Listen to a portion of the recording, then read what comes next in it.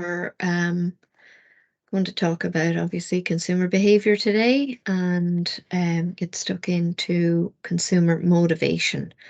So over the course of this class, we're going to look at these elements. It is a chapter in the main textbook, so if you want to read further on any of these ideas, get the textbook in the library. There's multiple copies in the library. If I am unclear on anything or maybe talking too fast in these recordings, just let me know in class and I can adapt accordingly or explain.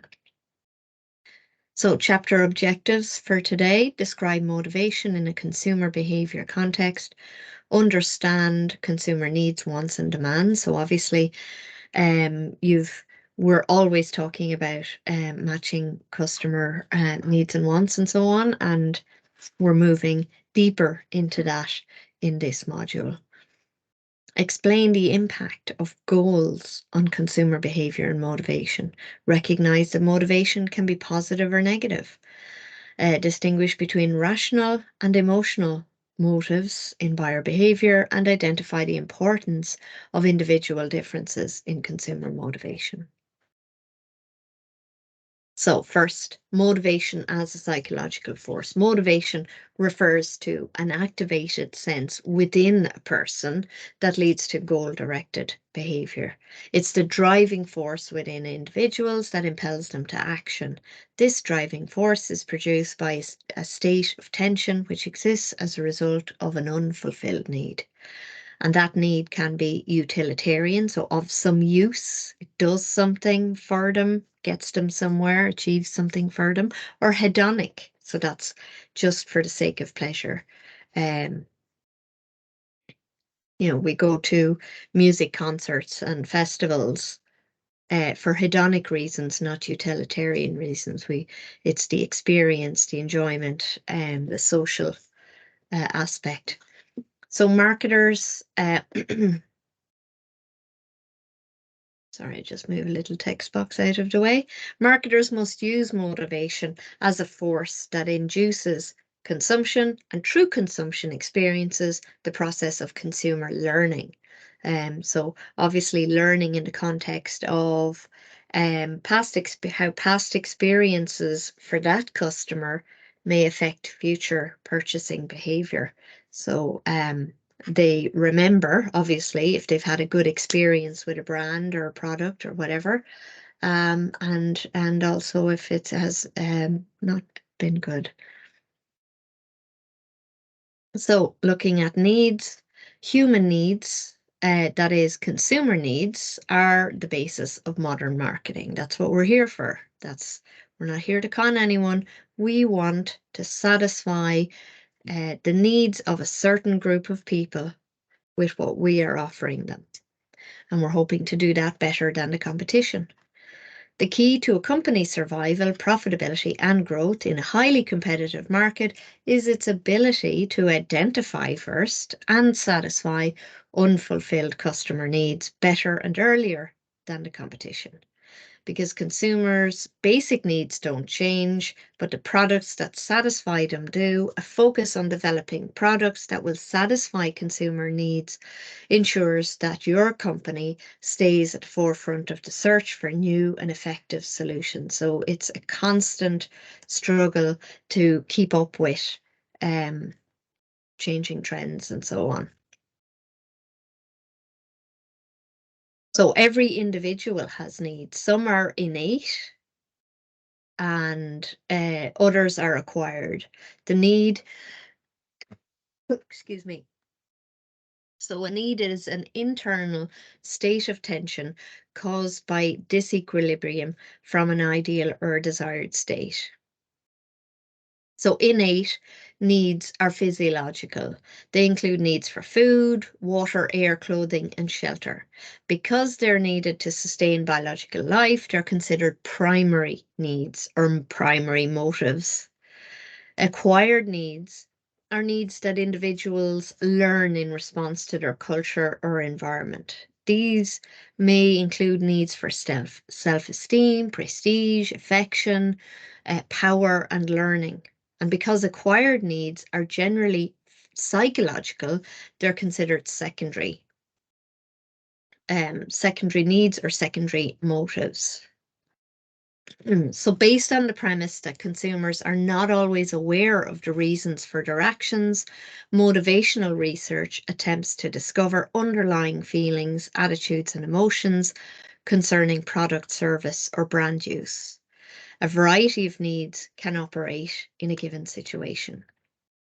So you may have come across Maslow before. So this is just to jog your memory and so on. And it is pretty basic. If we talk to psychologists, they probably roll their eyes at us talking about Maslow still. But from the point of view of a marketer, um, it's still accurate enough for what we're talking about. So Maslow's hierarchy of needs starts with the physiological, the need for those primary motives. So the need for food, water, sleep, air, all of that, things to sustain our lives, um, feed the children. Relevant products should include staple groceries and medicine and so on. Safety then is the next level, and we'll see a diagram. Let me just flick forward. So it's usually drawn in this pyramid shape, and it starts on the bottom and works its way up. So the idea is that if a consumer is stuck at a certain and has needs that are unmet, that are not fulfilled at one of these levels, then that is where they get stuck until that need is met, and they are not worried about self-actualization if they are starving, for example, taking an extreme case. So let's just read through the different categories as we move up the pyramid. So as I said, physiological is first, and then safety. So once we have enough food, water, and so on, then it's the need for protection, security. That includes job security and so on. Retirement security. Services would include insurance, alarm systems, investments, retirement plans, all of that. And then if there are no issues there, you're not in fear of losing your job or redundancies coming up or rumors of redundancies and things like that, then this consumer can move on there and look at the social needs. And these are the needs for general affection, um, whether it's a love interest or family, um, friendship and acceptance. So just general basic social needs. Items include clothing, grooming products, drinks, clubs, festival tickets, all of that sort of thing would fall into there.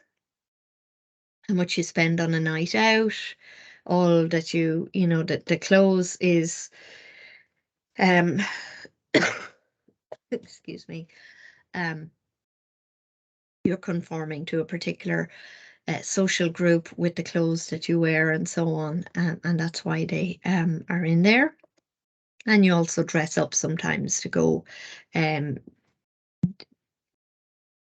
We dress differently for different occasions, and so on. So ego then is next. If there are no unmet needs in the middle, then in the social category, then we move on to ego, and these are needs for prestige, success, accomplishment, and self-esteem. So luxury cars, handcrafted jewelry, original artwork, credit cards, membership of exclusive clubs, those kinds of things are feeding needs in this ego category. Mercedes a number of years ago had a campaign, and the tagline was something like um, drive the car that you always wanted as a child or something. And it was targeting, I guess, people like my dad who as children, the millionaires or whatever, the people who made it, were driving Mercedes. And so it's targeting those people, tapping into the ideas they had as kids of what it means to be successful. And so it's not about in the case of Mercedes, they weren't selling the car for people to show off in. It was a self-fulfillment element there for their own ego. And there is a bit of a spillover between ego and self-actualization, and maybe that's something to be argued among the actual psychologists. But for marketers, these lines can be a bit blurred, and the self-actualization, so the top of our Maslow pyramid, is that need for self-fulfillment, enriching experiences, education. Have you achieved everything you wanted to, and so on, hobbies, travel, and so on. And so there's the pyramid again. And it is that shape for a reason, that the most important needs have the bigger spaces and so on, and more time is spent lower down. We cycle between these levels constantly, and we're not thinking about our 5-year plan if we haven't eaten in 4 hours, and all we can think about is when is lunch and when am I going to get a break to eat, that kind of thing. So it can be trivial, or it can be people in Yemen actually starving, sort of thing as well. So there are little case studies that you can read for yourselves, and they are in the notes, so you can have a look at them. So National Lottery is an example there. Other motivational approaches. So McClelland, so we looked at Maslow, now we look at McClelland. Both are very accomplished academics in their field, and many publications, seminal publications, which means they are highly respected and highly cited and so on. So his research suggests that individuals possess 3 basic motivational needs. So we have the need for achievement, the need for affiliation, and the need for power. So looking at the need for achievement, individuals with a high need for achievement strongly value personal accomplishment. Sorry, let me just, yeah. So they place a premium on products and services that signify success, because these consumption items provide feedback about the realization of their own goals. So it's an internal thing. It's what signifies success to themselves. So the idea of the Mercedes, it's kind of a self-fulfillment thing. The need for affiliation, then, in this case, individuals with a high need for affiliation strongly value being in the company of other people. This need is relevant to the products or services that are consumed. Sorry, typo there. That are consumed in groups in order to alleviate loneliness. Now that makes it sound a little more dramatic.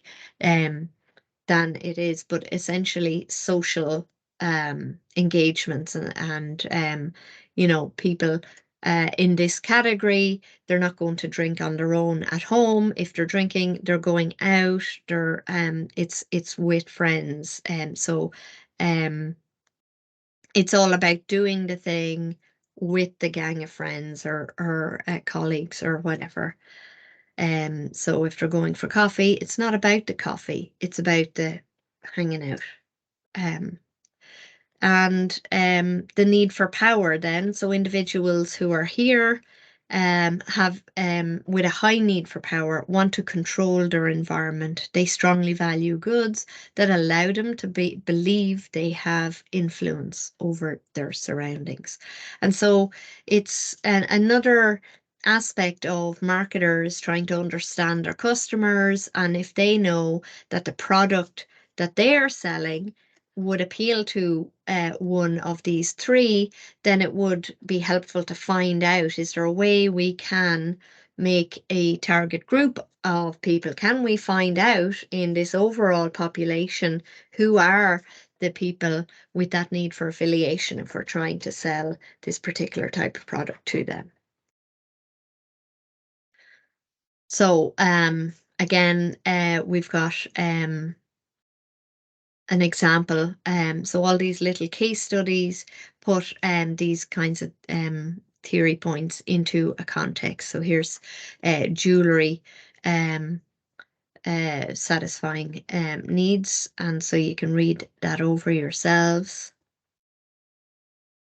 So moving on then, specific needs and buying behavior. So Schiffman and Canuck summarize that individuals with specific psychological needs tend to be receptive to advertising appeals directed at those needs. So it's a more targeted campaign targeting these people.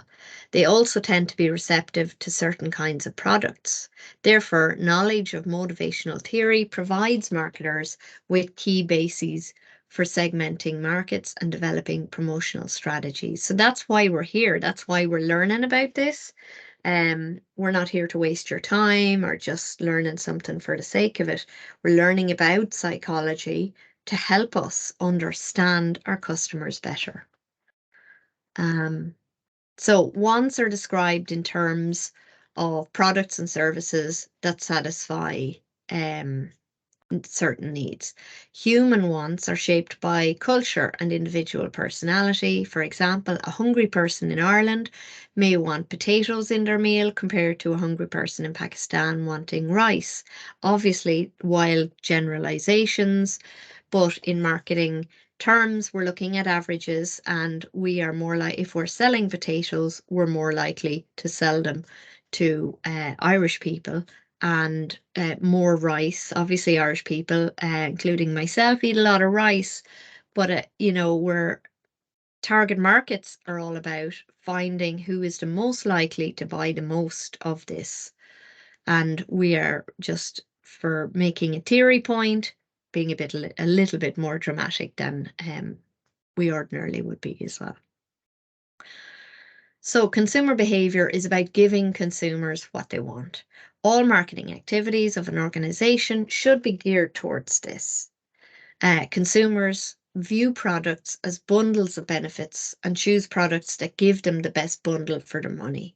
When backed by an ability to pay, so that is buying power, wants become demands. The demand by Irish consumers for handmade Hermes bags is so great that consumers have to join a waiting list. So, for example, designer handbags. You can't just walk in and buy one off the shelf.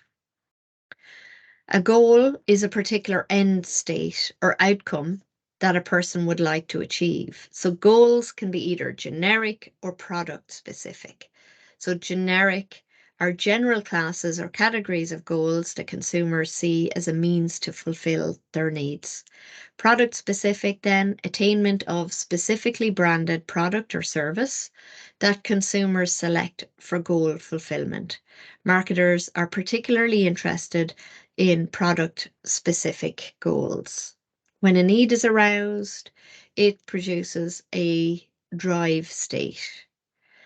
The drive state activates. So this is the kind of push to action for the individual. It activates an individual to engage in goal-directed action to obtain the product or service. So dying for a coffee, the drive state is what makes you go to the canteen and actually make that purchase.